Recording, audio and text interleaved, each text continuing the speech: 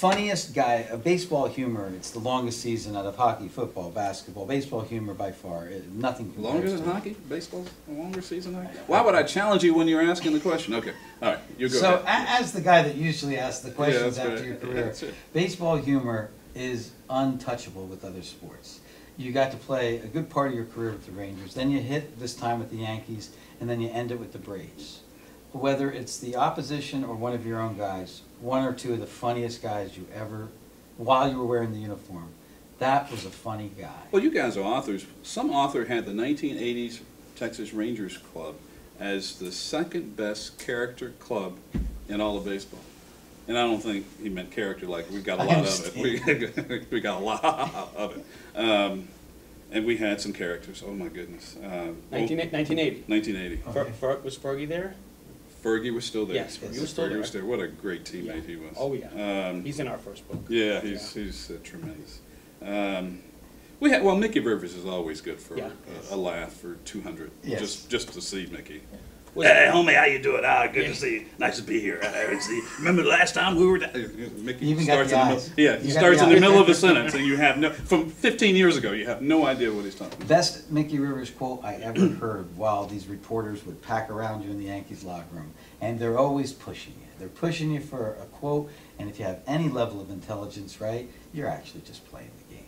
But Mickey, right, when they would push, right, he didn't understand the psychology sometimes, so I can remember him vividly saying to this question, they went on and on about how Billy was so hard on him, and Billy pushed him, and Billy this, and Billy this, and Billy screams at you, and we can see how much Billy Martin, picks by on the you. way. Not Billy Sample, that's right, Billy Martin, the manager. Not us so Billies. how do you deal with this type of energy from Billy Martin? And Mickey, with a straight face, goes, everything that man says to me goes out one ear, in the other. I'm only 15, man. I'm standing there crying. You know, and every reporter is just. So he Mickey, said he that's a had great one. He had one. It was a hot day in Texas, and there were a group of kids before the game, and he was talking to them about outfield play, and he said something to the effect that, well, you have your long ball hitters and you have your short ball hitters, but most importantly, you have to check the wind chill factor. And I thought, okay, now Mickey misspoke. He meant to say the wind or something, not the wind chill, but the wind. And then before the game, I started thinking about it. Well, actually, the wind chill probably does have an effect on it.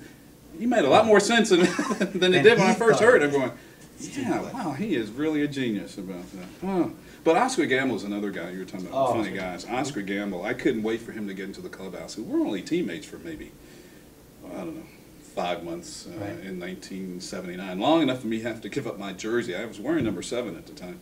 And it was his 7th team and his 7th year of marriage. And so he had a bunch of 7s, and I had to give up the 7. Did you get some Not a thing. Not a thing. Nothing? Sparky Lyle gave Steve Comer 10 Absolutely. $100 bills, which was a lot of money back in those days. For Comer, it was. Well, you can give me that now, it'd be a lot of money. But no, I didn't get a thing. I'll have to remind Oscar I didn't get anything. But I couldn't wait for him to get into the clubhouse. He was just that kinetic. It was just something about him that just... As a teenager, he was a good influence on me with explaining the ways of life. Yes. And I'm What'd you say? appreciative. Yes. Yes. Oscar Gamble. Yes. You know what? I fell in love with his hair when he was on the Cleveland Indians. He had the big hair then. It got smaller as the 70s went on, but remember about 73?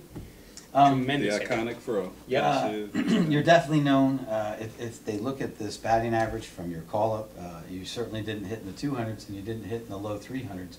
So the bat that you swung definitely enhanced you getting to the big leagues. Some of the best. You know, there's the speed of a fastball, but then there's the movement of a fastball. Like Verlander obviously must not have had movement last night. Something went wrong because he got pegged in the All-Star game. Yeah, but everybody's going to have those days. So if you run it out there enough, you're going to have your day. And he had his day on a big scale. Yes, and this game can humble you. I don't care who you are, you future Hall of Famer, you. No, come on down. We got something for you. And they had a lot for him last night. That's what I'm getting to. Who, you know, you got a decade in the game. Who had that fastball that sticks out in your mind? Who had that curveball? Who had that junk that infuriated you? I don't care what pictures you want to talk about, but talk about, because you were the good hitter. Well, thank you.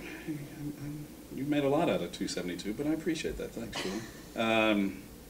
I was a pretty good high fastball hitter, so fastballs didn't bother me. I think Nolan Ryan threw me the hardest fastball. I only had 2 starts against Nolan back in 1979. 1 for 6, 2 walks. Didn't strike me out. You had to have more than 100 mile an hour fastball. No, he just didn't face me enough. Verlander's ball travels faster than Nolan Ryan's, according to statistics. Well, the game now. Yes. You're trying to. The marketing in the game is a lot better now. Yes. So I'm not saying that Justin didn't throw 100 miles an hour, but if he did, then Nolan had to be up there too. Okay. So, I'll obviously. Yeah, I think so. But Verlander has tremendous movement. My goodness, except when he's in the All-Star game. But the guys that gave me a lot of trouble were. Oh, there are a number of them. I can run down the list. Dave Steve, Toronto. Because. Heavy, hard fastball in, slider nasty away. You knew what was coming, and I still couldn't. Yeah, I had trouble. I had a lot of trouble. I never seemed to miss him either. He was always. In fact, I hit Toronto poorly. Didn't hit them well at all. And one day I was coming to the stadium, and the old exhibition stadium, outdoor stadium, was a tough place to play. It was cold and had silver metallic seats. You couldn't see the ball from the outfield. The stands went into just into no overhang. Just went straight up in the air into a blue sky. It was just a tough visual atmosphere. One day I went to got out of the cab, pull out my money, and he said, "That's okay, Mr. Sample. Your fare's been taken care of." And I hate it when the Blue Jays pitching staff did that. Oh. I'd have guys that didn't even know my name. Hey, Billy, how you doing? You in the lineup tonight? Yeah. Leading? Oh, good. 5 at-bats. I don't have to worry about it. She's down to 22 outs after that. That's terrible. I know, it was tough. And I hit Cleveland worse than I did Toronto. Shane did? Raleigh, Tom Underwood, the late Tom Underwood. And Tom and I both knew it. I think I was 2 for 21 lifetime off of it. Really? And I hit one of the hits was so poorly hit. He was pitching for the Orioles, and I was playing for the Yankees. And I hit one where you get jammed so poorly the ball doesn't even go to the infielders, and it starts back spinning like like an iron shot. Looks like a line drive in the box score. Yeah, well, he looked at me at first, and I looked back at him like that's the only one I can remember. And when I hit the ball hard, there were like 8 guys making This Week in Baseball catches on that one. It's just. But it was bad enough that he knew we both knew that I didn't hit him well. Now, how about the knuckleballers? I mean, you had Phil Niekro at that time. 0 for 7 off him lifetime. Thanks for asking. Very frustrating. Well, everybody, it's in the news now because of R.A. Dickey, and everybody's talking about it. He throws a faster knuckleball. But in my few times in amateur baseball ever facing a good one, it was a baffling experience because I'm just up there guessing. And it makes you want to go into a batting cage and just face 95 miles. You have to almost exercise yourself of that because you're so frustrated. That was your major league experience? Someone like a Phil Niekro, and you just couldn't dig in? Well, fortunately, I only faced him at the big league level. But I had Charlie Huff as a teammate for a number of years. Right, that was and I would go Texas, work out with Charlie because Charlie needed somebody to stand up there and swing or be a batter. So I would go just to look at Charlie's or swing at Charlie's or whatever Charlie needed, thinking it would help me with Phil's in sort of a way. I was altruistic enough to help Charlie, but in the back of my mind I'm thinking, By okay, the way, well, maybe I it'll want to help tell me. you, part of this interview is I knew somebody could use the word altruistic in a sentence. I knew that it would happen. You had an epiphany, right? So you're facing Charlie Huff, and are you getting to the point where you can, after you've seen him, you can start to hit it? Do you start? I hit Charlie's better than I did Phil's, but I didn't. No, hit it was one of no help. No. It's like it's a different pitcher, different. Yeah, okay. it was 2 different knuckleballs. Let me go from a fan's perspective. You got a bunch of years in Texas, and then all of a sudden you get traded to this club. It's called the Yankees. Now you're wearing pinstripes, and when you report to work, you're walking through past that Italian 5'9" guard with the chubby cheeks to go into the Yankees. Wow, you're good. Oh man, I remember. I know when he was there. What was Charlie? Nice, could be tough, Charlie. but was really nice. Yeah, he would lecture you every once in a while. But Wait a minute, are we talking about the same guy? He would bark when he had to, but otherwise he was just a nice guy. The guy at the door was an older man named Charlie, and I can't think of Charlie's last name right now, but we had kept in touch, and actually had a segment. I'm getting to, you were there with Pete Sheehy's last year. Oh, That's, yeah. You know, I want yeah. any Yankee fan that knows that this guy played for the Yankees. Yeah. I want a Pete Sheehy story because now Bob Shepard, right, has replaced a lot of the Pete Sheehy stories because of him lasting so long and getting recognition. Yeah. But Pete Sheehy was Babe Ruth's clubhouse manager. And at the end of Pete Sheehy's life, many, many decades later, he was Billy Sample's clubhouse manager, and I wouldn't be sitting here if Pete Sheehy didn't say it's okay for you to stay. Yeah, what a Go nice man. off on What Pete a Sheehy, nice man. anything you want to Well, say. I don't know if I have any stories about Pete, except Pete sort of took me under his wing a little bit. And I don't know whether it was because I was the last one out of the locker room a lot of the time. I have no idea because I wasn't playing that much to be the last. But it was flattering for me to have Pete, who you just gave some of his history, Babe Ruth and Lou Gehrig, and telling me things about situations that only Pete knew, and Pete was going to take to his grave, and now Billy knows, and Billy will take to his grave.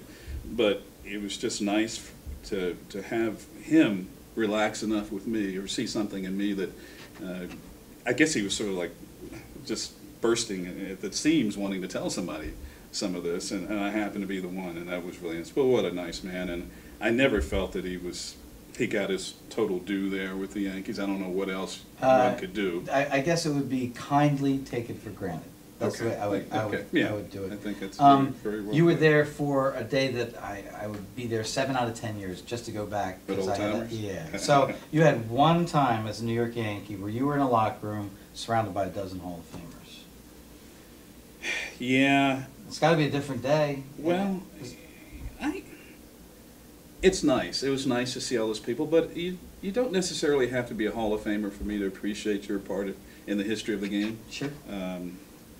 I think you and I have talked off camera about Bobby Richardson and Tony Kubek, and I would ask Bobby Richardson, hey, wait a minute, they talk about Latin players not walking much. You never walk more than 42 times a year, and I'm busting him like he's Bobby Richardson. You don't want to speak behind Bobby. He's an evangelical minister, and he can segue from this to this in an hour and 15 minutes, and I was behind him one time, and it was embarrassing. I told him I'm never doing that again. We were at another function in Greenwich, Connecticut, and he was laughing, pointing at me. I said, no, it's not happening again. He's so good, you don't even want to precede him. No, yeah, really. It was like that. But Tony Kubek, I remember when Tony would strike out on those rare occasions, he'd sprint to the dugout like he was embarrassed. And to get an opportunity when Tony was broadcasting, I was broadcasting to remind him of that. So it was nice just to meet some of those guys I'd watched growing up. And I never had anybody that I modeled after. Could have cared less. I'm out there playing my game.